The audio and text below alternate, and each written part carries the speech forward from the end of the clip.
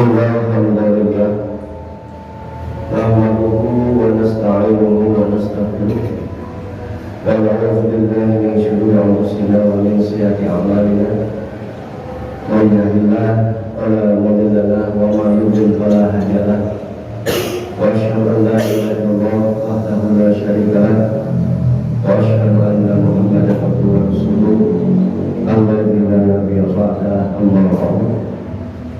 قال الله تعالى في القرآن الكريم أعوذ بالله من الشيطان الرجيم فمن شاء فليؤمن ومن شاء فليكفر. Ayat. Hadirin jemaah Jumat yang sama-sama menghadap ridho dan maghfirah Allah Subhanahu wa taala. Allah Subhanahu wa taala tidak pernah memaksa. Dan dakwah itu bukan paksaan, tapi ajakan atau rajuan. Bagi kita diberikan pilihan oleh Allah Subhanahu wa taala. Bagaimana diungkap dalam surat yang tadi saya bacakan Al-Kahfi ayat 9. Masya'a fayu'min. Siapa yang mau beriman ya beriman. Wa masya'a fayakfur. Siapa yang mau kafir ya kafirlah. Jadi apa yang diucapkan, apa yang dilakukan oleh manusia dasarnya bukan paksaan dari pihak luar, tetapi kesadaran dalam pikirannya, dalam hatinya. Ada ilmu, itulah yang menggerakkan manusia, mau ke kanan, mau ke kiri. Bahkan Bapak sekarang hadir di masjid ini, itu kan adanya pilihan-pilihan. Ada peluang, apakah untuk ke masjid, untuk nonton TV, untuk scroll medsos dan sebagainya. Tetapi Bapak memilih. Oleh karena itu Allah SWT dengan halus menyatakan dalam Al-Quran surat Asy-Syarah, "Fahamaha ujuraha wa taqwaha." Allah menghamkan kepada manusia itu dua, ujurha wa taqwa, yaitu baik di dosa ataupun di pahala. Silahkan pilih. Cuma setiap pilihan Bapak itu pasti ada risiko, ada akibat. Balik ke surga, dia jalanan. Balik ke neraka, dia jalan. Maka pilih. Di manusia tidak dipaksa. Baik. Tetapi yang paling utama itu kan hidayah taufik, bukan hidayah ilmu. Kalau hidayah ilmu itu bisa diusahakan, bisa diapalkan. Tetapi hidayah taufiknya enggak. Karena tidak semua orang yang tahu kemudian melaksanakan apa yang dia tahu. Orang-orang Yahudi sebelum Muhammad muncul itu dia tahu bahwa ada Nabi akhir zaman namanya Muhammad, dan disebutkan secara detail dalam kitab mereka. Sampai mereka itu berkampanyekan, menyuarakan, memberitakan kepada orang, mari kita beriman kepada Nabi akhir zaman itu Nabi Muhammad. Hari betul-betul Muhammad dan Nabi meninggal lagi di bangsa Israel dan keturunan Yahudi, tetapi dari bangsa Arab. Kemudian mereka menjadi orang yang pertama kali kafir. Orang ini sudah ada ilmu, tetapi dia memilih jalan untuk mengingkari ilmu. Itu paling tidak kita hanya bisa mengatakan kepada orang itu, ya ngaji saja, ilmu saja, paling wajib hukumnya. Nanti kalau ilmu sudah ada, yang terserah yang punya ilmu itu mau ke kanan, mau ke kiri, gitu. Terserah, mereka kebebasan, gitu. Tapi bagi Bapak, bagi kita semua orang yang sudah mendapatkan hidayah taufik ini, kalau hidayah bilang hidayah ilmu, orang yang lebih tahu, dia lebih mengenal Muhammad daripada anaknya sendiri. Itu kata Quran. Dia orang Yahudi, dia anaknya dikumpul ke, dia anak batu. Tentu dia akan bisa membedakan mana anaknya, mana anak orang lain. Walaupun di lapangan tersebut banyak anak kumpul, dia tahu dia anak saya ini bukan anak saya, dia tahu. Kepada Nabi Muhammad itu lebih tahu lagi daripada kepada anak sendiri. Tapi apalah artinya pengetahuan, apa artinya ilmu bagi Yahudi yang memang oleh Allah dibilang kecerdasan sampai sekarang. Tetapi yang paling menghasilkan tauhid yaitu keberpihakan, memilih kebenaran, kesalupan untuk memilih kebenaran dengan berisiko. Karena yang ke surga teh capek dulu, ya ke surga. Beda tuh yang neraka segar, semangat, gitu. Mau korban berapapun, berapa, kan nggak masih mencukup 2.000. Dan itu pun terasa mahal. Saya kalau ada duit tadi, jangan ke surga mah.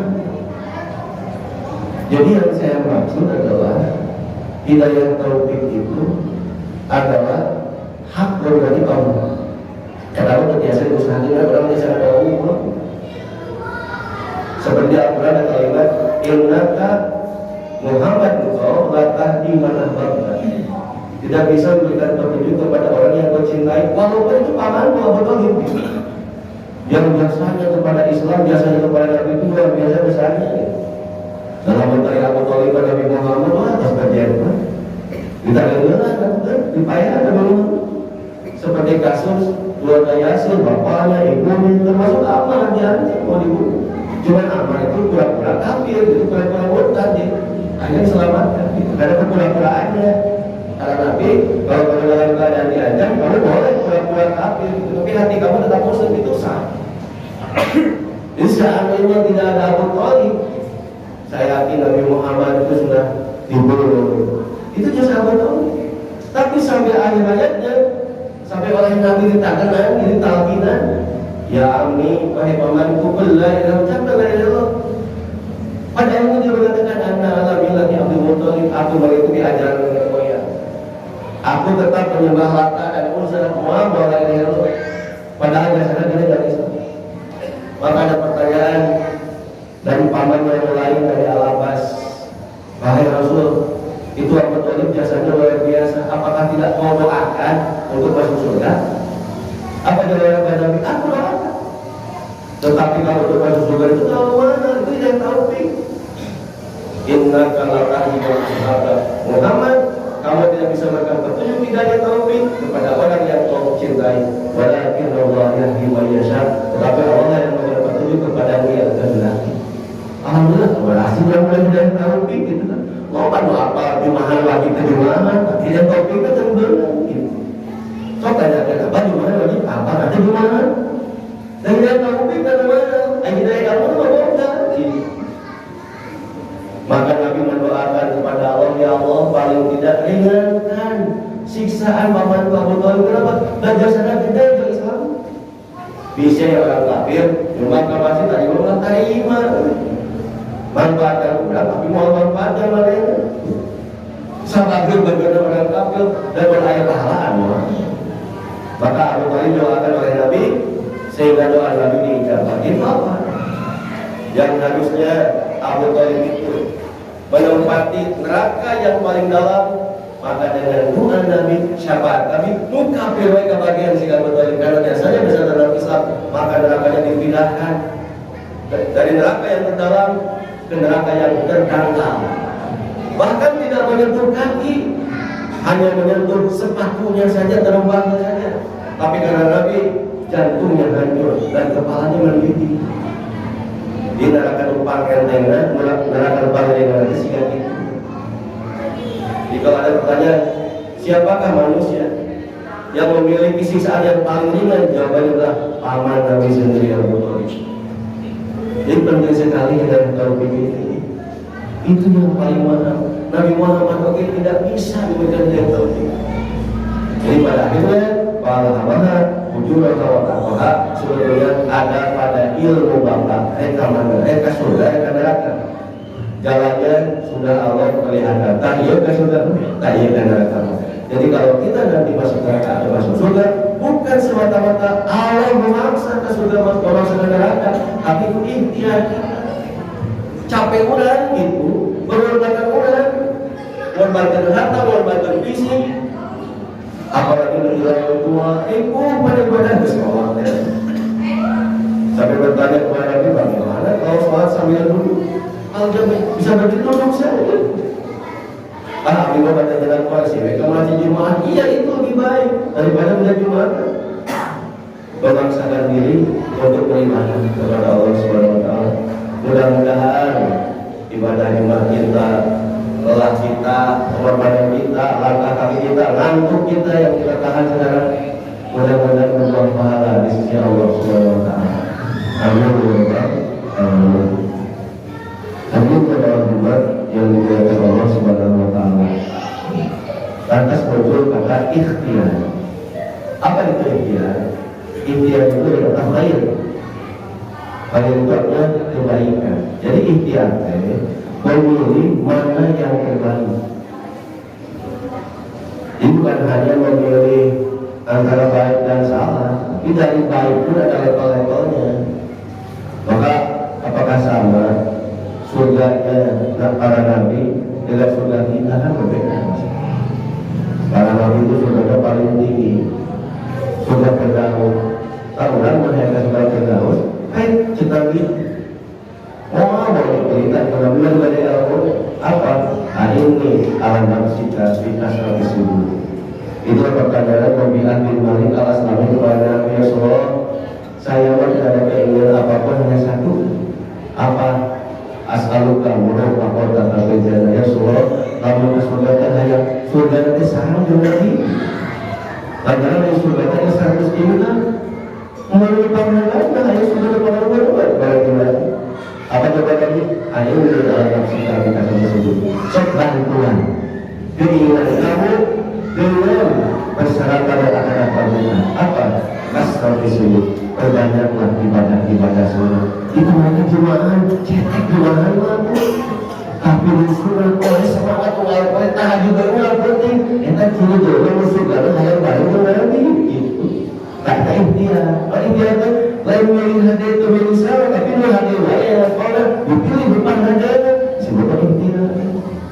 Jadi kita yang taufik bisa naik, bisa turun. Gubernur akrab dan masjid, akrab dan ustaz, akrab dan kita. Kenapa salah gubernur kalangan? Gubernur lagi, pada ada kaitan dengan itu. Muslim lagi, pada lagi itu. Jangan ustaz pada turun. Bisa kan turun. Saya tidak masalah kalau iman naik turun dari level Nabi. Ulama ngomong mudahnya apa? Ustaz kok bisa kapan kalau di jalan naik motor, kalau jalan di sana ada kuda, Ustaz kok. Begitu yang masalah itu berarti kamu biasa begitu. Maka hanya istighfar, hanya penghapusan dosa kan gitu. Ayat maghfirah. Nabi. Tapi mudah-mudahan suasana turun itu naik dari gitu. Kailah turun iman 2 level atau masih naik dari itu. Turun 4 naik 7 gitu. Wala tamutunna lagi wa antum muslimun. Turun sadara merok husnul khotimah ulah benar. Lalu wal dua kita kaya iman dan Islam sambung. Barakallahu. Apa yang saya sampaikan itu juga menjadi kekhawatiran bagi orang yang paling soleh, tetapi levelnya bukan level lagi. Manusia itu tidak sama dengan kita. Siapa itu? Yaitu Abu Bakar As-Siddiq. Contoh, Umar bin Khattab sudah berusaha berlomba bersaing dengan Abu Bakar dalam urusan kebaikan. Apa kata Umar? Aku selalu kalah. Aku selalu bertemu dengan Abu Bakar dalam keadaan sahur. Bersering kalau pagi dengan Abu Bakar puasa naon. Maka mulai menyatakan Abu Bakar itu memilih sahur sahur. Orang orang ya enggak.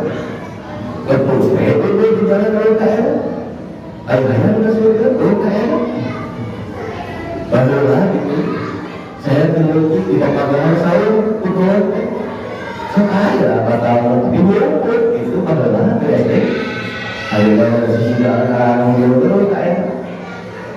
Abu Bakar katakan wahyu sahur Daud sehari sahur sehari tidak sehari tidak. Apakah ada sahur yang lebih baik dari itu? Tidak. Itu sahur terbaik. Dijawabku lagi yang rumah datang ke Nabi Rasulullah, saya sodakokan setengah harta saya.